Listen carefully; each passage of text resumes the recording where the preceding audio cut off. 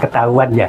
Secara stok di wilayah Sumatera, khususnya Sumut, itu cukup. Nggak ada cukup Pak, di sini kosong Pak. Oh, Ini sudah 5 hari nggak ada BBM Pak.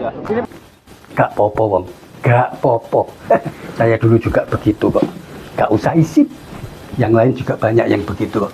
Kalau kita ngomong apa adanya itu kan gak kelihatan. Wah begitu tak. Jadi kalau kita ngomong di depan media atau lagi di blog wong akeh itu biasa. Kita mantik-mantik no. Kita lebih-lebihkan. 1 kilo jadi 3 kilo, yang 5 kilo bisa-bisa jadi 10 kuintal.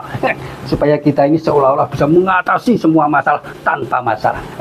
Cuma yo kepentoknya itu kalau ada penduduk asli yang di situ dan tahu kondisi yang sesungguhnya. Jadi ketahuan cangkem saya loh ya, bujukan. Nggak ada cukup Pak, di sini kosong Pak. Ini sudah 5 hari nggak ada BBM Pak. Pamis.